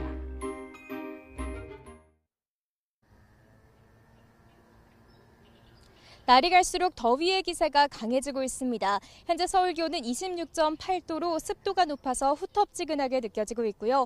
특히 경북 경산 하양읍의 기온은 이미 36도에 육박하는 등 한여름 더위가 나타나고 있습니다. 이에 따라 경북 지역은 올해 첫 폭염 경보가 내려졌고요. 그 밖에 내륙 곳곳으로도 폭염주의보가 확대됐습니다. 더위에 지치지 않도록 건강관리 잘해주시기 바랍니다. 내일 누리호 발사가 예정된 전남 고흥 나로우주센터는 흐리기만 한 날씨가 이어지고 있습니다. 하지만 바람이 약해 이송과 기립 작업이 순조롭게 진행됐고요. 발사 당일인 내일도 대체로 하늘빛만 흐리겠습니다. 바람도 발사 기준 이내로 약하게 불면서 날씨로 인한 문제는 없을 것으로 보입니다. 그 밖의 대륙은 오늘 구름만 다소 지나는 가운데 오후부터 저녁까지 강원 남부와 충청 이남 지방에 5에서 30mm의 요란한 소나기가 지나겠습니다.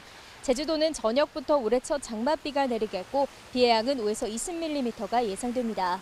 장마 전선은 내일 새벽부터 아침 사이 경남 남해안에도 약하게 영향을 줄 전망입니다. 오늘은 내륙 곳곳에 폭염특보가 내려진 가운데 낮 동안 30도를 웃도는 더위가 나타나겠습니다. 오늘 서울 낮 기온 30도, 대전과 광주 33도, 대구는 34도까지 오르겠습니다. 내일은 서울 한낮 기온이 33도까지 오르며 올해 들어 가장 더운 날씨가 찾아오겠고요. 장마 전선은 목요일부터 금요일 사이 전국 곳곳에 영향을 줄 전망입니다. 다가오는 목요일 전국에 장맛비가 내리면서 다소 강한 비가 집중될 것으로 보입니다. 호우로 인한 피해 발생하지 않도록 각별히 주의해 주시기 바랍니다. 지금까지 YTN 윤수빈입니다. 네, 오늘 저희가 준비한 소식은 여기까지입니다. 잠시 뒤 더 뉴스가 방송됩니다. 시청해 주신 여러분 고맙습니다.